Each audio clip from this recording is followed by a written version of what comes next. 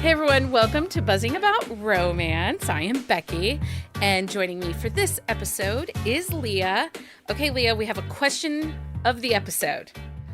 On a road trip, do you prefer to be the passenger or the driver? The driver. You're not alone. No, because honestly, like I get bored as fuck as the passenger. And also I because I can't read in the car, then I have nothing to That's do. my next question. Okay, so also joining us for this episode is one of the hosts of the Corset and Crown podcast. We are in the presence of royalty, and we'll ask her if she got her coronation invitation later. Duchess Katie, welcome back to the podcast. Passenger or driver, Katie? Passenger. I can't read in the car either, but I'm so good at car naps. I'm so good. I'm so good. And my husband and I drove to Michigan in November so he could go hunting. And I didn't drive once. We're Colorado to Michigan. Yeah. Yeah. And I took so many naps. I think part of it though too for me is I hate being in the car more than 20 minutes. Same. So if I'm driving, it doesn't feel as long. I love a really good road trip, but I do like to be the driver. I have control issues. Shocking. Oh my God, that's so weird. I would have never guessed. It feels so out of character, right? Okay, so I do have to ask, Katie, did you get evicted from Frogmore Palace and did you get your coronation invitation? If only. If only. I am stuck on royal TikTok. No, I'm not, dude. I'm not cool enough. Even if I am a duchess, okay? I'm a duchess in our world. Hey, where it counts. Yeah, I was gonna say this is where it matters. Is where it counts. Listen, so. Elton John and Harry Styles both said, "Screw you, King. We don't like you." So yeah, goodbye. Well, if Sir Elton says it, it must be true. It must be true. See ya, people. It must be, yeah. I can't say that Harry Styles influences my opinions too much, but Sir Elton John. I like him, but Elton I like better. He's adorable. I think Harry Styles is just adorable, and I'm fairly certain I can be his mother. So you 100% could. I could probably be his mother. I don't know. And it's so funny because when my girl child was second, third, fourth grade, that was during the whole One Direction. Yeah, I had to think of the band because we also went through a big time Rush. Moment yeah, I remember Big Time Rush. And yeah, so I had a girl child that was all about One Direction and Heart Eyes and same. I'm like, same. I don't know if I've ever listened to a full song by them. I'm sure you have. In completion. I've heard songs by Leah them, lives in a dark little shed where they only play banjos. That's not true. We don't only play banjos. We used to have the banjo music live in the house as well. He sold the banjo. We don't have the banjos live anymore. So don't worry. We don't have banjos anymore, guys. No. So something new that we're doing on Buzzing About Romance is we have started the romance term of the week. And this week we are talking about PWP. Ooh, it's one of my favorites. That is a term that we use quite often around here. And PWP is porn without plot. These are going to be stories that are heavy on the physical manifestation of their relationship over the actual story. Manifestation. Do you like that? I made it sound fancy. You really did. It sounds real, a real definition. Right? Mm-hmm. They have all the sexy time and not so much of the story time. If any. Yeah. Sometimes you get names and that is about it. Yeah. And I am there for that. Even in the book when they're like, oh my God, what is this person's name? At least we're on the same page. Yeah. Pretty much. They've bent me over the couch. Do I remember what to call him? Yeah, right. And I think the first time I ever heard that term was from you guys. Oh gosh, I don't even know how long ago. I was probably still living in my apartment, I feel like. Probably. When you mentioned that term, I don't know if it was a drunk book club or something. And I was like, oh, oh, that's what it's called. Like, I mean, because there is erotica, but a lot of times erotica doesn't necessarily have to end in an HEA. So the terms of erotica, it really is just sex and the physical relationship. yeah. When we say porn without plot, they are going to have some kind of story. It's just not going to be the main focus. And it is going to be a romance because you're going to get the HEA. But it's not always developed. Like there's a meet, there's a lot of sex, there's an ending. Like that's sometimes all you get. Like there's not often dialogue aside from suck it and do it harder and and you say that so matter-of-factly. I love it. We just keep it real. Yeah. So we invited Katie because Leah and I did a hot take episode back in December and it went really well, but we needed more opinions to come in and keep us. Well, and also we needed somebody to temper us a little bit. And depending on the subject matter, I could do that. We invited Katie to be the voice of reason. We'll see how this goes. I don't know if this might be a fool's errand, but here I am. The thought that counts, right? Right. Yeah. So on this episode of Buzzing About Romance, we are back with our bookish hot takes and icks. We are also going to catch up with Duchess Katie and find out what's happening over on the Corset and Crown podcast. So let's just get into our discussion and then we'll catch up on Corset and Crown on the other side. Yeah. First things first, HarperCollins strike is over. It was a hot mess. A hot mess of chaos. That took so long. Like it was so frustrating to me because so many of the books I was reading at that time were HarperCollins imprints, specifically a lot of Avon because historical romance. And that really sucked because some of my faves had books come out during that. And that's the thing, you wanted to like rave about the book. Yes. But then you couldn't talk about it. Right. Without, breaking, crossing the picket line. And I didn't want to do that either. But then also having spoken with some of those authors and they voiced their disdain for what was going on as well. So it's like, there's all this solidarity, but the ones who are hurting, besides obviously the union members and the workers, are these authors who have books that come out and then don't perform because no one was hyping it up. Yeah. I mean, we went basically from November through most of February, not being in respect to the union, not talking about these Avon titles. And there's some authors that did some shady shit during this time. Oh, 100%. And I'm a little bitter about it. Yeah. Tessa Bailey, I'm sorry. She signed that deal 2 days before the strike happened. And she didn't think twice about making the big announcement. Yep. And I thought, really, lady? Really, you couldn't wait till March? Because it was her backlist.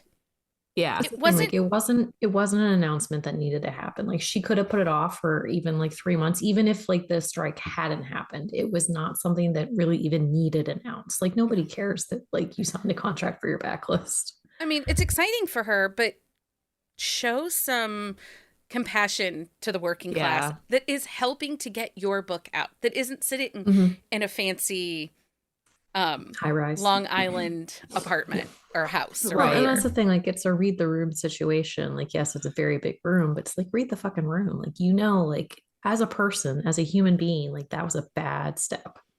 Yeah. And it did. And it sucks that the strike happened because it hit a lot of us during our year-end lists. And so then, we all questioned, well, we read those books and talked about those books previous to the strike. Are we allowed to put them on their list? And I did a lot of talking with different union reps and different authors and how we'd handle it. And they said, just as long as you are saying, we recommend this book, we really liked this book, but also just be aware of what's happening at HarperCollins. That's all they asked from us. And part of it too is making sure like we really focus on the author side of it. Like this author wrote this amazing book. Yes, they had this company that helped them get it to like the point that it did, but ideally it is the author's work that was that good. Well, and I have this a little later on our list, but I'll bring it up now. also during this list was when a lot of the curated lists for the end of the year stuff came out. Yep. And first of all, I talked about this on a TikTok. There needs to be more transparencies in those fucking lists. 1000%. Yep. Because those lists, the big publish in the Washington Post, it was written by Adriana Herrera, who is a delightful human, but she's a romance author. Yep. And because of that, she is only going to recommend books that she blurbed. She's probably not free reading books. She doesn't have time to do that. Mm-hmm. And so if she's blurbing a book, those are books that are her friends or books that are part of her publishing label. Mm-hmm. And when she wrote that list, there was no transparency that, hey, this is author Adriana Herrera. She is published by this publisher and and is also represented in this agency. Mm-hmm. Some authors on this list might be from those places. Then Olivia Waite did it over in the New York Times list.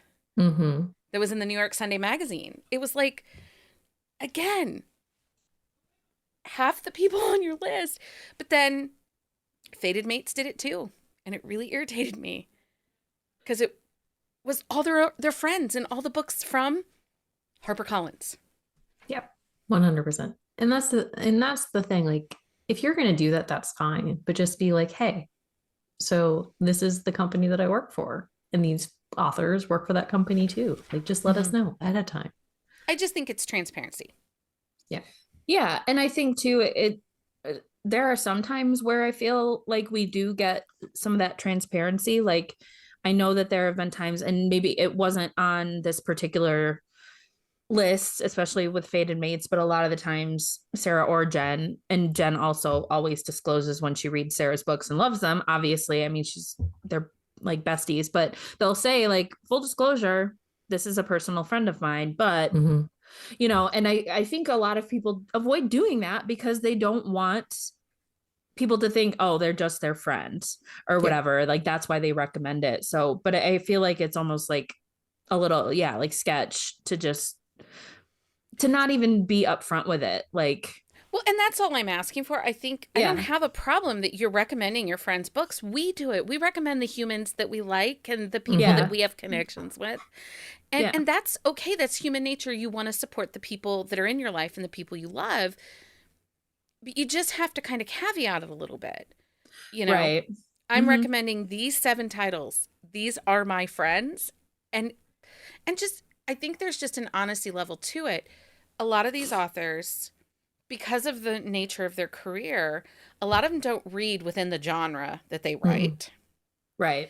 And if they are reading within the genre they write, it's because they've been asked by their publisher or asked by their agent or asked by an author friend to read the book so that they can give a blurb. And so when I say blurbing, I mean, like, you'll see a quote from, like on a Sarah McLean book, you might see a quote from Lorna Bell that says, it's like a little review quote. Yeah. So I guess that's all I'm asking for. Just state your connection. Be open and honest. Yeah. Don't be shady. I don't think it's wrong to make a list of the books you liked. Just be truthful as to who they are in your life. Right. Because, that's like asking my husband to go into the podcast app and leave me good reviews. He doesn't do that? No. Oh. I'm just kidding. Are you kidding? I'm just kidding. Okay.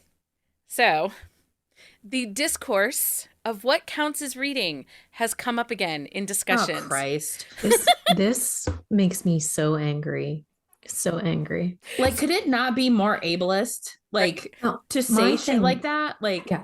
Well, and my thing is, there are so many different styles of learning. There are auditory learners, there are tactile learners, there are visual learners. Like, reading is a tool of learning, and there are people who physically cannot hold a book. So yes, they're going to do all of their reading with their ears. But maybe that person is an auditory learner, and they can't comprehend looking at the words, or they're dyslexic and they have a learning disability. So listening to the book is so much easier for them than going in and reading the page.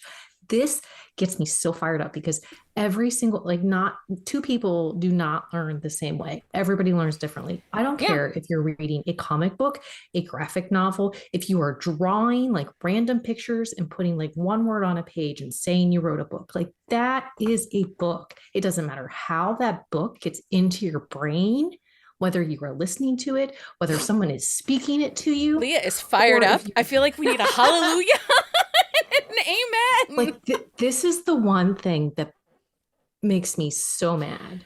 So mad. I just don't really like hearing how people are, I mean, beyond the fact that this is a discourse happening right now, but the fact that people are like dying on this hill. I'm sorry. Have you never in your life had a challenge? Think really hard about something that it took you some time to process. And like, audiobooks aren't always the answer for me, but sometimes they are. And I would have never in my wildest dreams ever thought I would have to say, yeah, I'm reading a book by listening to it on audio. Eyeball reading or ear reading? It's all reading. Well, you're consuming the material. Like, are we going to say that if you read in Braille, you're not reading? You're not reading. Because... Well, and like, I didn't listen to audiobooks for the longest time. Like, I didn't listen to them because I can physically read a book faster than I can listen to it. But I have delved into the audio world, and it is a delightful place. It is a delightful place to be. But I would never tell somebody 3 years ago, you didn't read that book because you didn't hold it in your hands. Like, right. Like, that is fucking bullshit. But there are even people that feel the same way about e-reading versus paperbacks. That e-reading isn't really reading. Really? Like, what kind of dumbasses live in this world? Like, well, and I just can't even handle that. It's like when you read that article. When you read that article online, you weren't holding the newspaper or the magazine. So did you actually read it? Well, that makes me want to get into you researched it. So you created a hypothesis and did Where did you do your research? Did you do your research on the computer, or did you research it in a dictionary? Because we all fucking know that dictionaries are not like prevalent. Like, the encyclopedias that we use now, I'm dating myself, but an encyclopedia, like, we used to have a set of encyclopedias in my house, like A through Z, and there was 2 S's because there's so many S's, or whatever letter they had 2 books of. That's probably it's like S's. We had a set of encyclopedias. I couldn't just go on the computer and clicky click and find everything in the world. Right. Like, I had to look that shit up and cite it because, like, with a book like citation. But well, and I think too, like, again, going back to the ableism of it all, like, beyond, physically being able to hold a book, or it's even for the people who are just like have a hard time seeing things, like with adding descriptors in your posts on Instagram and things like that, like talking about what it is so people can hear about what you posted, hear a description. I mean, we do that to aid other folks who aren't as able as we are, or, generally speaking. So I just think it's really shitty that this is even a conversation that's happening. Like, ugh. It is ick. It is ick. But it's one of those that when it comes up, I will continue to air and say, I don't care how you consume the book, as long as you consume the book legally and respectfully. Legally. That's all I care. That is all I care about. Just make sure you do it legally. You either borrowed it or you bought it. That's it. At the end, I don't care. I don't care how you got it, as long as you got it, legally. That's all. Okay. So next thing, this one's going to get you all in your feels too. I don't know. Like that last one.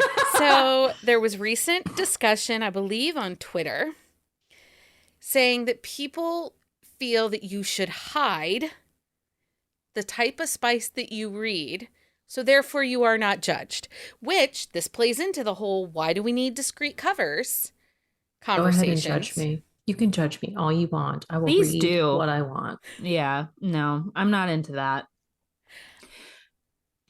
I spent way too much of my life hiding things that I loved, and I now being 36 years old and finally finding things that I really love and have a platform to talk about it, I will not shut up about it.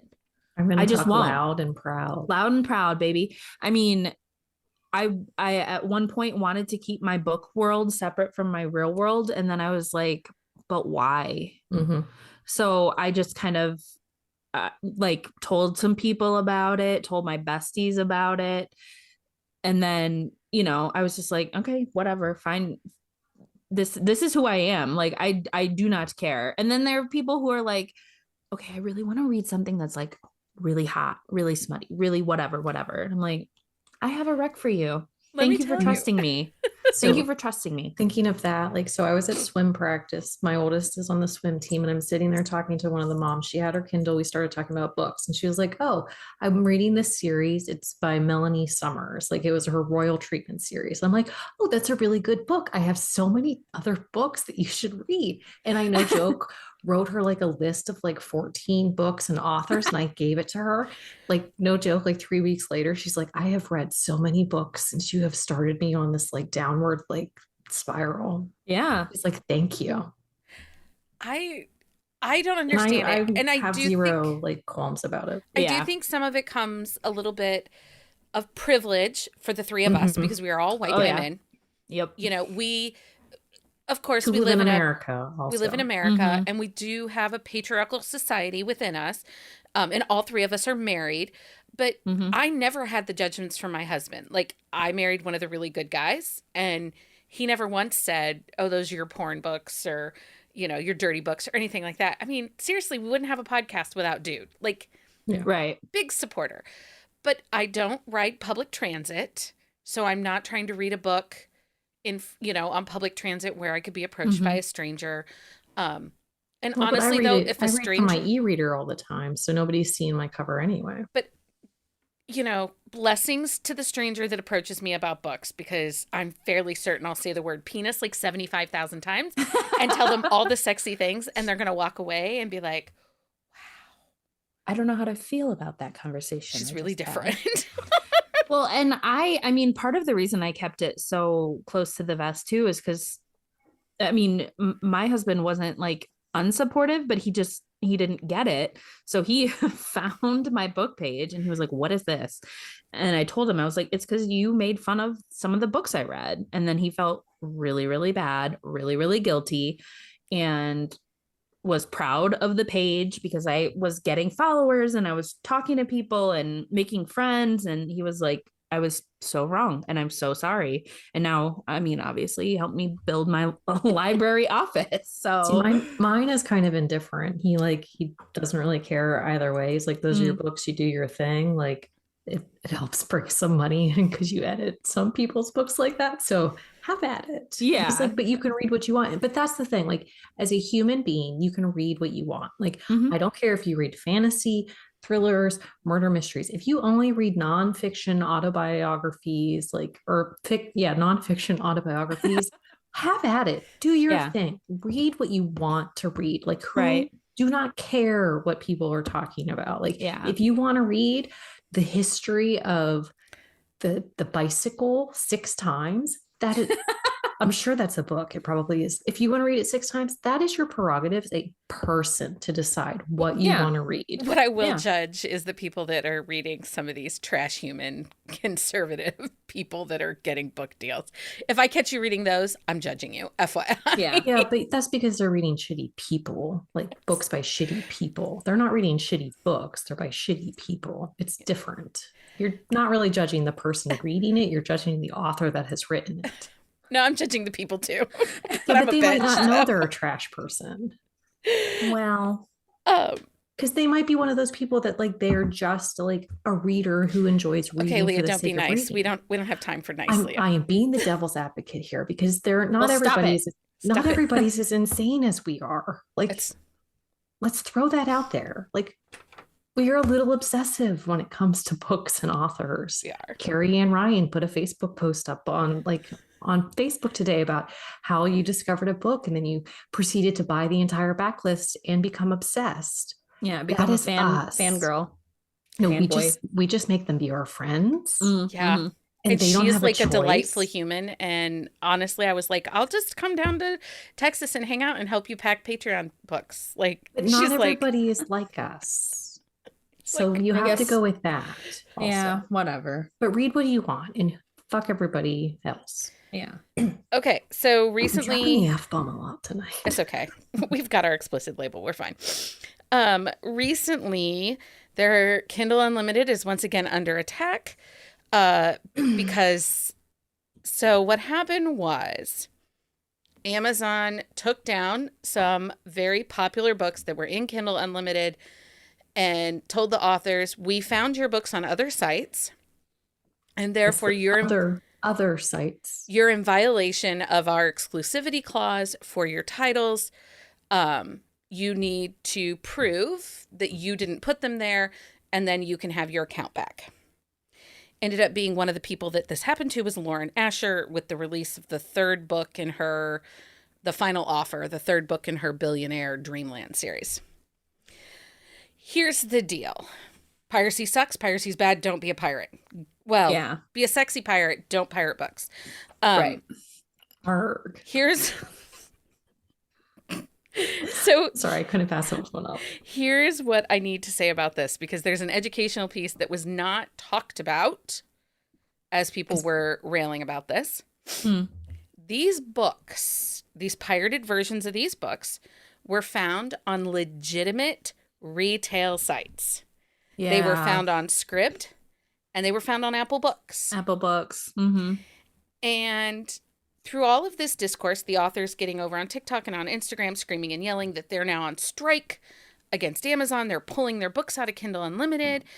But they're not talking about the lack of checks. Protection that these other retailers are not giving books.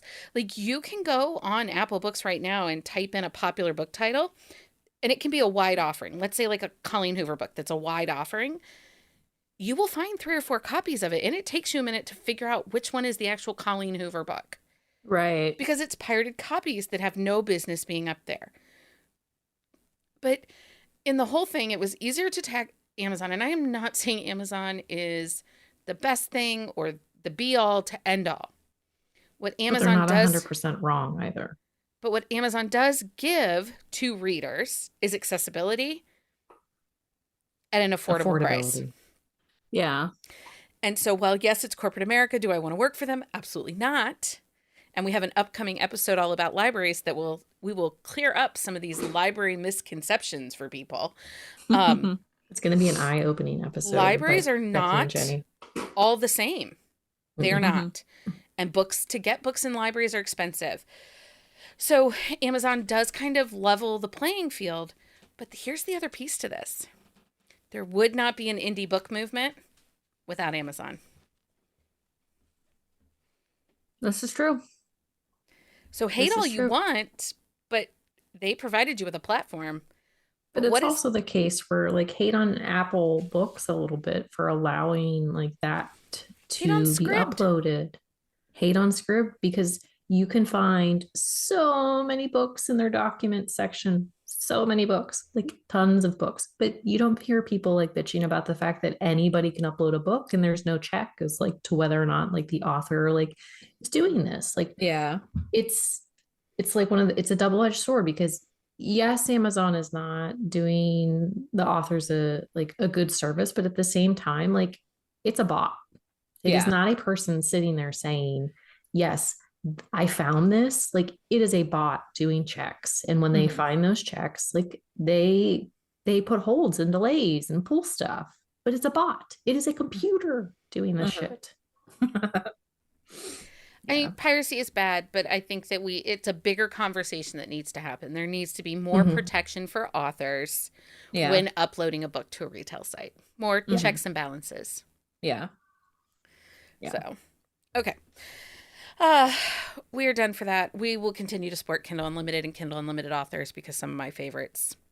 Well, and honestly, if I didn't have Kindle Unlimited, like, I would not be able to read the way that I do because I read a shit ton of books and I would be fucking poor. I would just be constantly rereading. Yeah. I mean, it would be a constant reread. because and there's so many things I wouldn't have discovered without it. Oh yeah, 100%. Well, you recently, I mean, not recently, but you fell in love with Melanie Harlow. Yeah. And that's where her books are. Yep. Yes. It was all thanks to a drunk book club or author chat or something. Yeah. Nope. We get that. Okay, so book talk, which is love and hate. Katie's like, no. No.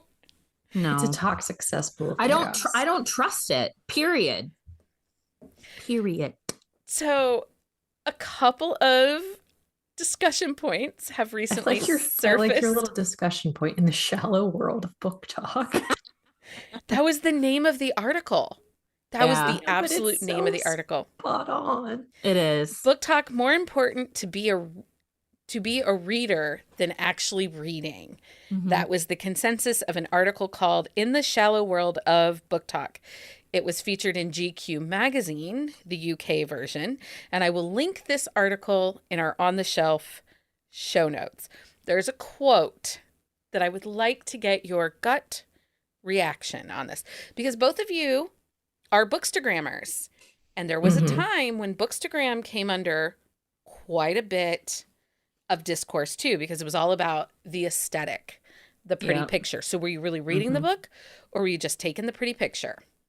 So, something about watching the same 20 books being flaunted again and again, people openly confessing to owning hundreds of unread books, the flagrant abuse of sticky tabs and novels that absolutely do not require that much citation, bookshelves that are so perfect that it aroused suspicions, people calling themselves certified bookworms, but like entirely earnestly, frequently referencing to people's yearly reading goal, something called New Adult.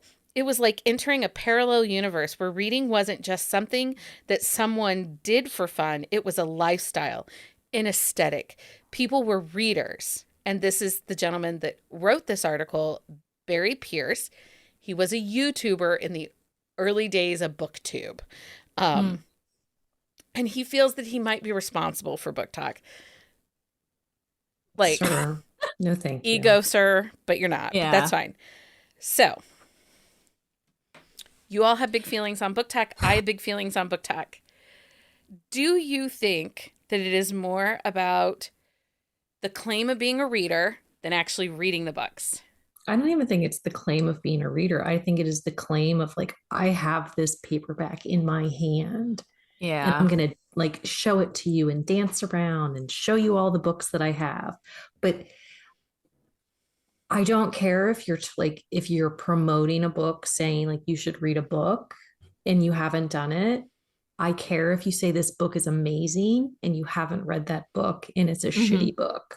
Like, don't tell me a book is great if you haven't read it. If you don't know. Tell me you love this author if you've never read that author. I don't care if you go on there and talk about, hey, this book just released. It's this trope and this trope. Like, it's these characters. But do not tell me, yes, this is a great book if you have not cracked open that book or read it on your Kindle or e-reader or whatever device you so choose.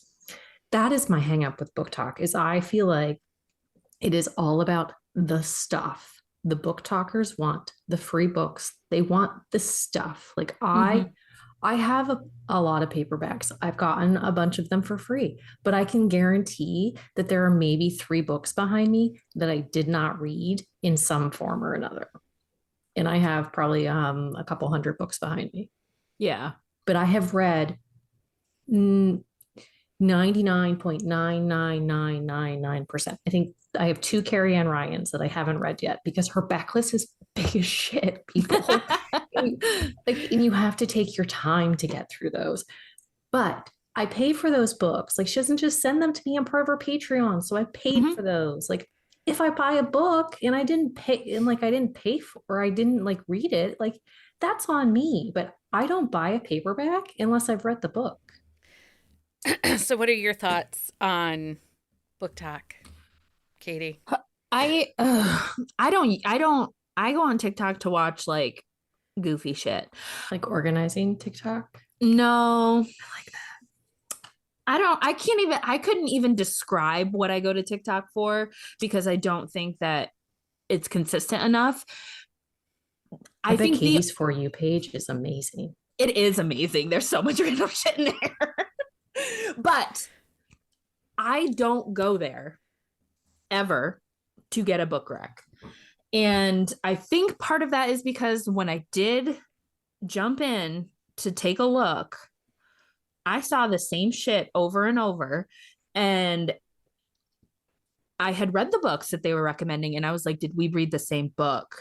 I don't think that we did. Mm-hmm. I don't think that I am the spicy police, but I also don't think that all of us necessarily have the same scale of what is considered spicy. And that's great. That's fine. But you can't sit here and tout something as off the charts hot and it's either closed door or it's like dry humping. I'm sorry. Like, well, it depends on the dry humping. It does depend on the dry humping, but I'll tell you what, I haven't read it in a book that was, revered on Book Talk. I read it in another book that nobody's talking about. Right. And, so I think for me, Bookstagram does this too. I think Book Talk is way more like guilty of the overhype and the undersell and than Bookstagram is maybe, at one point was, but I think Bookstagram is a lot more even kill. Yeah. Like you see a better balance. I think people, I don't know that people necessarily review on Bookstagram as much as you do. You see a lot of promo on Bookstagram, like the promo posts, like the generated like PR firm stuff over on Bookstagram. Well, and I last year was a tough year for me for reading, so I did not post as much as I used to. But like once or twice a week, I was posting whether I had finished the book that week or, a couple weeks ago or whatever. I took a pretty picture and then I gave like a snippet blurb of what I would include as the highlights and just say, hey, my full review is on Goodreads if you want to see it. And then, but like, if it's a book that I loved, an author that I loved, and I want to hype the shit out of it, I go like all out with that post and I tag the author too, because it's gotten to the point I only do that when I love. And I don't open up the conversation for what did you think? No, like it's more of like, I love this kind book. I love this book. And do you have any other recommendations like this trope? I'm not welcoming people coming into my comments and throwing shade or anything like that. But I just think Book Talk as a whole is unreliable to me. I agree. 100%. So one of the quotes that came out of that article was, Book Talk is easy, bingeable novels that have the same cover. Now we're going to just talk about the romance piece of this. But I do believe discrete covers are a direct result of Book Talk and new to romance readers who didn't live through the object covers of the late 90s. Right. At the height of purity culture. Right. I do think... I also think, and this is something I recently talked on a Book Talk video about, there's a very big difference between an advanced copy reader influencer and a critical reviewer. So an advanced copy reader. There is a very big difference. And on Bookstagram, it is very clear who are Bookstagram people and who are just people that like romance. Like, it's very clear. But nobody's trying to make money or be an influencer on Instagram. No. We all learned really quickly there is no money to be had in Instagram. Nobody's sponsoring posts over there. Right.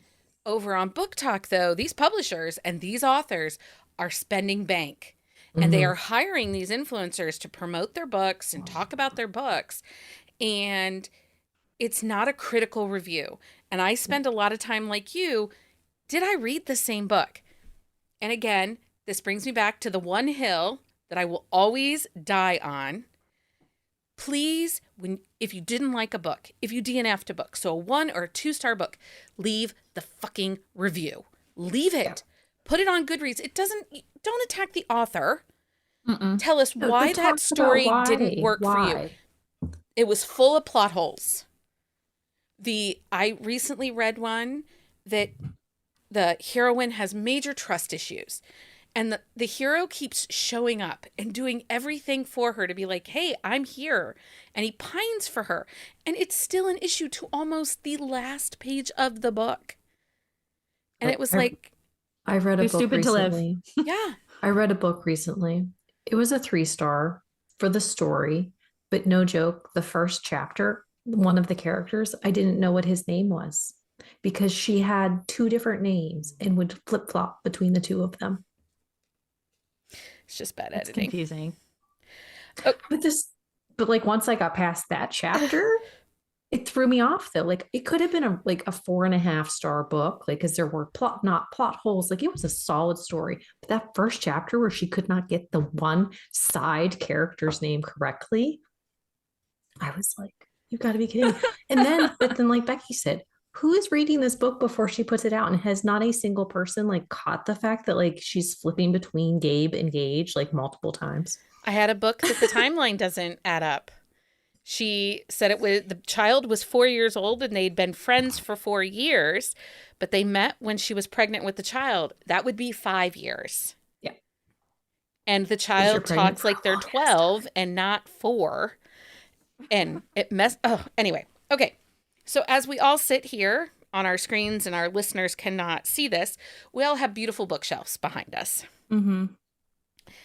The culture of book collecting.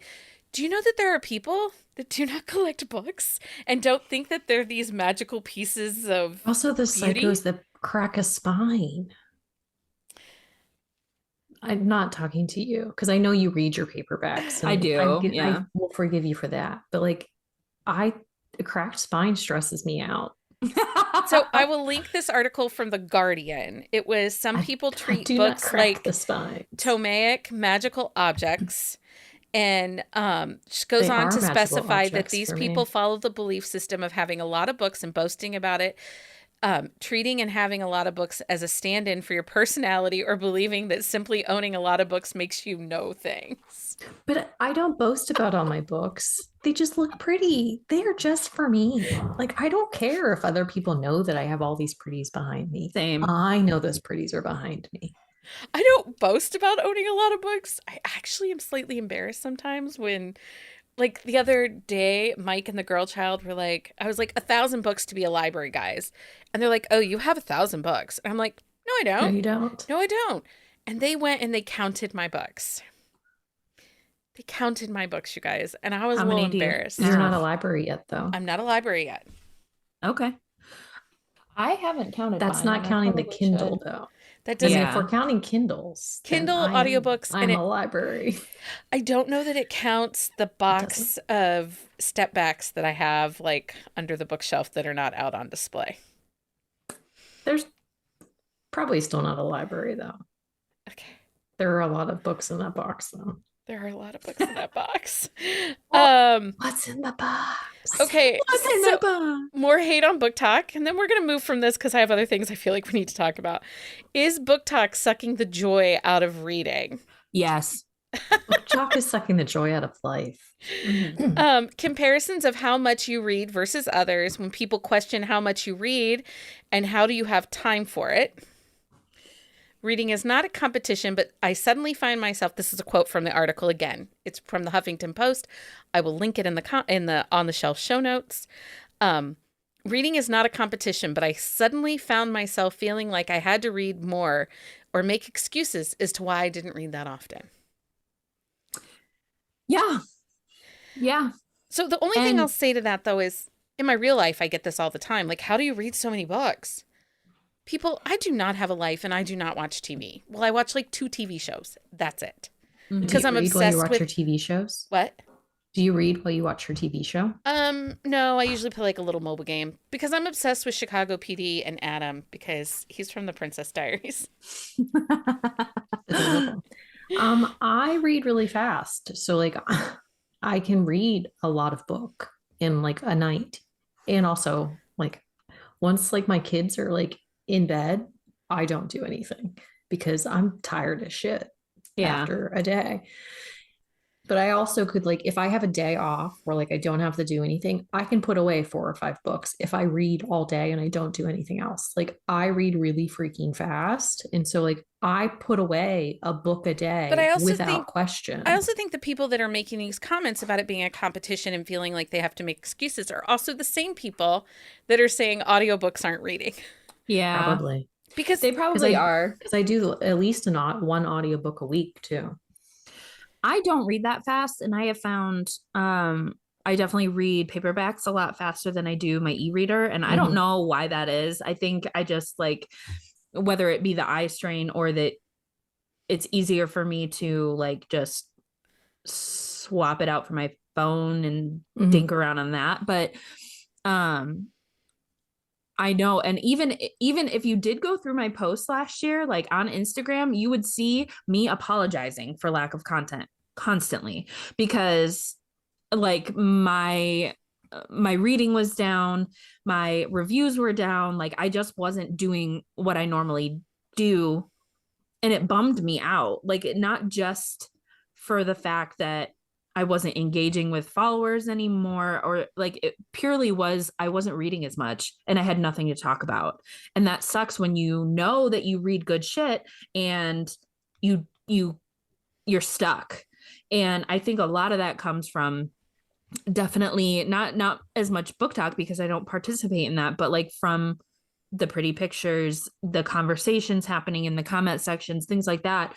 And it feels like a competition when in reality, everybody that I would talk to on Instagram is like, but it's not. You're making this into something that isn't necessarily the truth. And I see people who always read a shitload of books at the end of the year, setting their Goodreads artificially low so they don't do this to themselves year after year, you know? And yeah, it's tough. Well, and there are a lot of people, I know a lot of people this year that said, I'm not setting a Goodreads goal. I'm not doing it. I don't want to compete against myself to make sure that I'm staying on track. And one of our longtime dedicated listeners and fans, Nikki, recently added a new person to her family. And she texted me the other day and she's like, Goodreads says I'm 30 books behind. Well, yeah, you had a new human. Like, yeah, it's hard to read when you have a little human. Well, a needy human at that. So, I mean, I think I don't look at it as a competition. I don't. And I will tell you, like earlier this week, as we're recording this, I went for 4 days and didn't read a single book for myself. Like I had work stuff. But I didn't read any books for podcast or any books for pleasure. I was really slumping. And I have been struggling since really last fall. But it's become more prevalent in January, February. And that's why a little bit the podcast feels a little all over the place right now, is because I've been struggling, and books, the hobby and reading and my job and reading, it's making it a little harder to read. And so one of the things I've done is I stopped taking a lot of ARCs. Like I'm not taking ARCs. I'll read books that publishers send me from NetGalley, but I'm not taking a lot of ARCs right now because I just want to review the books that I love. Right. And I like right now I keep telling everyone I'm in my dark era because I'm in this mafia hole of chaos. Wonderfulness. Where people are being kidnapped and sometimes consent is not always like what it's supposed to be. Well, but I think that's the thing too. Like I was in kind of a slump. We did this whole perfect gentleman experience for the podcast and experiment, and it was delightful, but it put me in a really bad slump. But I just I went back and did some backlist reading for some authors that I really enjoy, but I hadn't had a chance to read their backlists yet. So I did some rereading. I read new books, but they're 4 or 5 years old. Part of my issue is some of the new books that I was really excited for were not good. They just did not hit. There's this need, there's this author need to pump a ton of books out every year, and they're not putting out quality work. Yeah. It is the quantity, not the quality. And I recognize that because I am a critical reader. And I will notice that, and it bugs me. And so I'm all right, well, I'll just I'll stick with the ones like I know will put out a good book because of the way that they write. And then I'll just read like old stuff from authors that like I love. Mm-hmm. So, last topic before we'll go on to our end of the book stuff. I really want to talk about AI, and I think that we are going to need an actual whole episode of this, but I'm going to need some smarter people than me in this discussion. So, when I say Yeah. AI, I'm talking artificial intelligence. Mm-hmm. And one of the things that has recently come up is Find Away Voices, which is a distribution warehouse, virtual warehouse for audiobooks. It came to light that they were selling narration samples to Google and Apple for AI voice setting because there is a trend happening in audiobook narration where a cheaper form of audiobooks is with AI produced voices. And of course, the SAG-AFTRA, the audio narrators are saying, please don't do this. Yeah. What? You're going to get us out of jobs. People aren't going to want to pay us what our worth is and what our value is. Yeah, That's ew. I don't like that. I'm just imagining like the TikTok lady reading me a book. I don't want to hear that. it's Kind really, is. it will be smarter than because I have used the adaptive settings in my phone for Alexa to read me a book. Like if I don't own the audiobook, or maybe it's a indie author that doesn't have an audiobook available, but I Mm-hmm. can't physically sit with my eyes right now. Either I've got a migraine or I need to be on the move.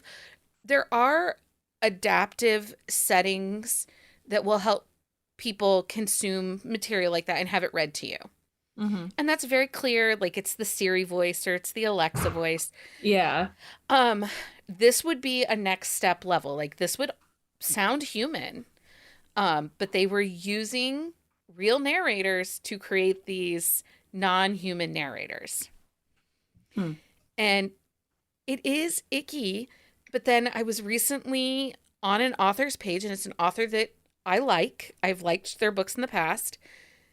They cannot afford to produce audiobooks right now. Mm-hmm. They have a family of like 5 children. Both 'Cause the it's not outlandish, but it is expensive. yeah, well, Especially if you want a quality book. yeah, they have a bunch of books they cannot afford to put to audio. It just isn't in their financial situation, and they Right. have decided to go the AI for one of their books, one of their Mm-hmm. newer books. And part of the reason to do this is that they have a lot of people in their readership that need audiobooks, and they want it to be better quality than Siri or Alexa reading the book. Sure. So it's The sticky wicket. it is Yeah, that's a super sticky challenging- wicket. Yeah.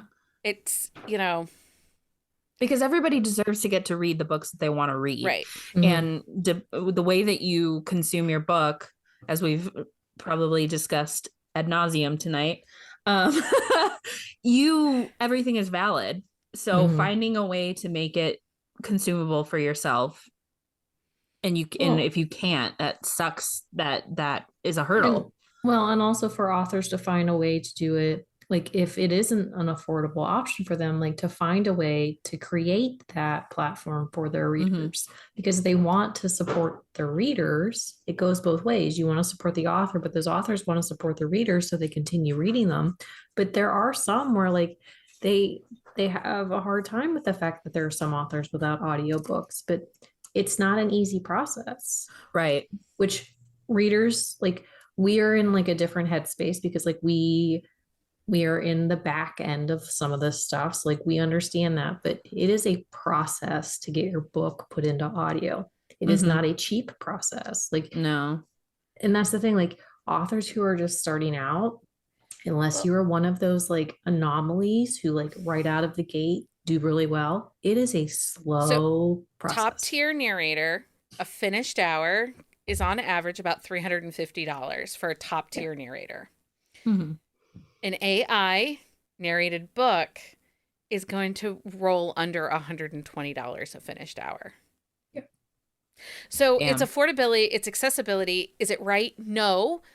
I don't know that there's a real winner in any of this conversation. And there's I don't problems. think that there is. There's problems with artificial intelligence.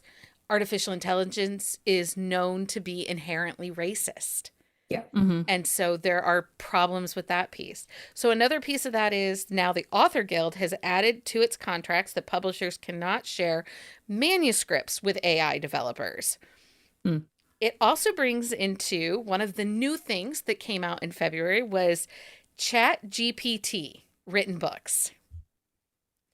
So ChatGPT is a program. It's a free program on the internet that you could put your work into this chat and say, rewrite in the style of William Shakespeare. And it would turn your email into a William Shakespeare written email. Like it would have his inferences and his speak and slangs that would be within his time period. You can also put your email in there and say, please write this more professionally. And it would clean up your email. So when ChatGPT came out, a lot of people started writing, here is the basic of a story. Please write a story written in, like, say, a sci-fi author. Please write this in a Stephen King styled setting, a short story. ChatGPT will rewrite the story, and people started submitting these written stories to like short story magazines and stuff that pay like 20 cents a word. And they were so inundated with all these new manuscripts to read through. Do you think we will see AI written books in our future? That's hard to say. I mean, I don't want to say I hope not, but like I kind of hope not. I hope not too, because I think it will take the humanity. Yeah. Artificial intelligence cannot give us humanity. Not, but I don't see, like, that just seems to be the trend of life. Right. But we don't know what books are ghostwritten and not ghostwritten either. That's the thing. Yeah. Like, how many books are we sitting here saying? So many authors have ghostwriters, but you don't. It's like Fight Club. You don't talk about it. Yeah, you don't talk about it. So instead of, I mean, really, the person this is going to hurt potentially the most are the ghostwriters. Yeah. Mm-hmm. Mm-hmm. That's true. It's the people that are writing for other people under a pseudonym. So anyway, just something to think about. If you have opinions on AI, ChatGPT, send us an email. We'd love to hear your stories. Yeah, or an opinion on anything or opinions. Else in the episode. Yes. Feedback. If you have opinions. We all know that we have had big opinions tonight. If you have a thought about something we talked about, please send us an email. We would love to hear what you think, even if it's to tell us that we suck. Because we do. I mean, we don't care for those emails, but we will hear them. We will hear them. We read them. We read them and let them go. And then go. it makes us sad. We just let them go. And then we do a shot of tequila. We do. We're like Elsa. We just let it go, baby. We let it go. We let it go. Okay, so it's that time. It's that time for book of the week. I'm like, what is this? Book of the week, Katie? Oh, yeah, Katie's never experienced So, Katie, we want an echo. We want like a fancy, like. Well, and we'll have to, since we're kind of like switching up the podcast a little bit. We should, like, now is the time we should get it. So Mike can just insert it into the. But our producer guy said no. Well, he sucks. Yeah, that's what I have to say about that fart noise. That's what we all think. I just don't understand why he won't do it for us. I don't know. At this point, I think he likes us making an ass of ourselves every week when we're like, book of the week. But nobody gets to see the jazz hands. Like I do them every time. She does. She's got these whole like, big hands. It's like a full body like experience, but nobody gets to see it but Becky and whoever is on the podcast with us. We've scared some people away, I think, with the jazz hands. No, they always come back. They love it. They love it. Do they? Everybody, no, I don't know. I'd say 85% of the people. That's a good percentage. That's a good. That's a passing. Good, yeah. Mm-hmm. It's passing. But, I mean, we preface it. We are a lot, and we know it. We tell everybody. They're like, "Oh, if you'd like to try book club, send us an email. You might want to try it out before you commit because we aren't everyone's cup of tea." Whatever. We are not. Okay, Katie, what's your book of the week? What book did you read this week that was outstanding. And it's okay to talk about the one that you're not sure how you feel about yet. I did read a very, very old Joanna Lindsey book, and I'm confused. I'm so confused. But I want to talk about a book that just came out. Why are you confused, though? Because it's from 1980. So let's talk about this real quick, and then we'll get to your real book of the week. Yeah. Can you read a book and look at the time frame in which that book was written and realize that the person that wrote that was of a different generation, of a different mentality, and things were meant differently then? Yes. And can you still then appreciate it? It doesn't make it less problematic in today's eyes. Can you appreciate it for a 1980s book? Yes. And that's why I get confused. And that's why I said, like, in my review, I can't in good conscience recommend this to readers today in terms of what you may have come to expect from romance novels. But I can, and I had other problems with the book that had nothing to do with all of the horrible red flags. It was just kind of like the story was like on the precipice of being amazing, and I just got like kind of annoyed with the main characters. But yes, suspending my belief about when this was written, what the intention was, and the tone of it, because overall it was a very enjoyable book. It's called Fires of Winter. I think it might be like one of her first 5 books published. I'm not 100%. It is. It's early in her. It's very early, and it shows. But I think for all of that, I still enjoyed myself reading it. Like, I couldn't put it down. So that's where the confusion comes in. It's not a story for everybody. No. But if you are one that can suspend belief and read it from which the era that it was written and for the woman of that day that it was intended for, I mean, it's some dirty porn. Yep. Okay, so what's your real book of the week? How to Marry a Marble Marquis by C.M. Nascosta. Monster Regency. That's what it is. And there's a whole slew of books coming out that take place at this monsters ball. And I think it's 9 books. 9 different authors are writing Regency monsters. And it was a goddamn delight. I'm getting into the monster world now because of my co-host, Lady Sadie. She is the ultimate book pusher, but especially when it comes to stuff like this is she is responsible. And it just came out, and it was amazing. So yeah, that's my book of the week. How to Marry a Marble Marquis. Okay. Yeah.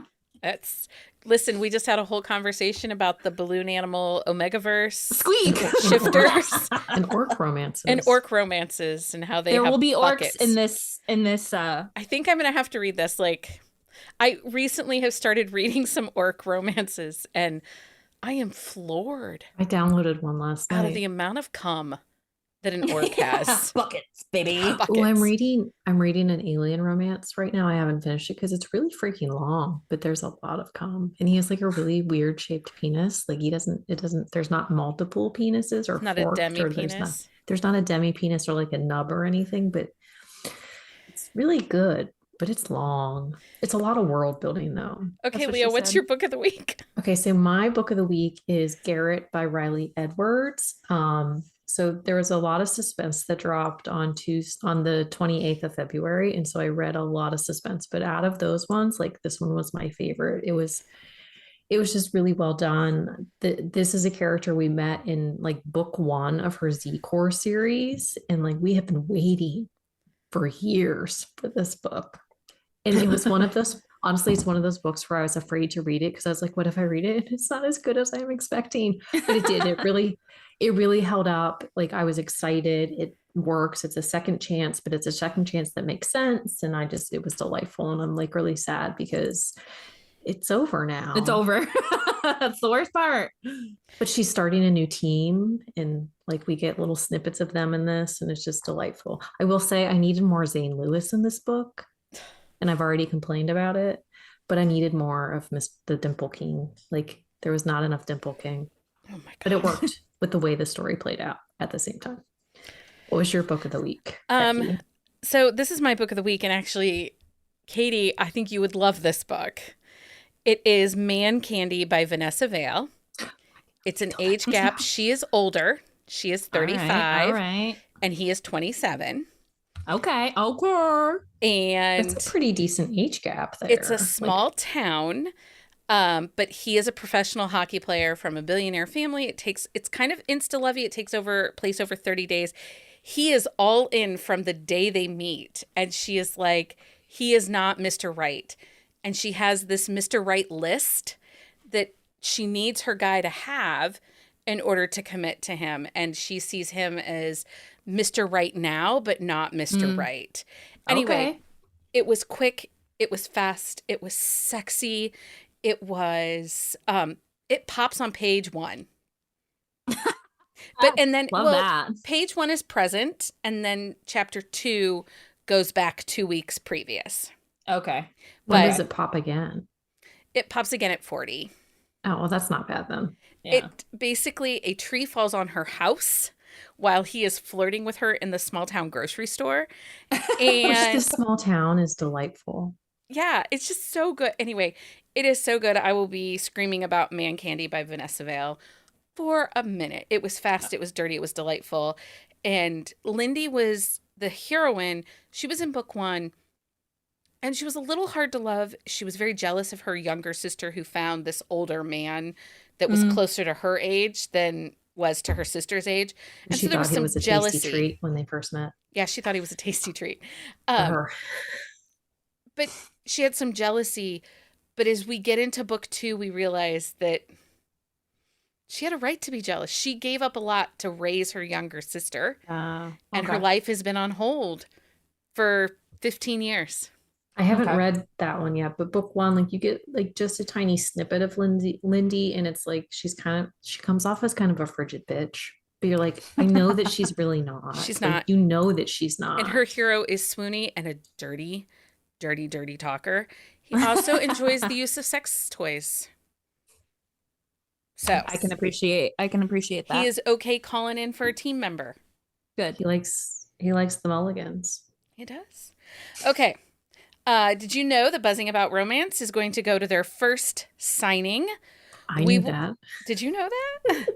We will be at the HEA Readers event in Indianapolis, Indiana on November 3rd through the 5th of 2023. Tickets are on sale right now. We'll have the link to the tickets on our On the Shelf show notes, but there's also a link right now on our website. It is going to be amazing. 3 days of delightful. Going to be there. Like, it's going to be so much fun. So much fun. And we're going to be there. And we will do a Buzzing About Romance meetup, and it'll be lots of fun. Promise. It's gonna be chaos. Promise. Lots of chaos. But we also have a Patreon update. We appreciate our Patreon supporters, and we would not be able to bring the podcast or Corset and Crown podcast to you without them. We currently have 4 open tiers on our Patreon.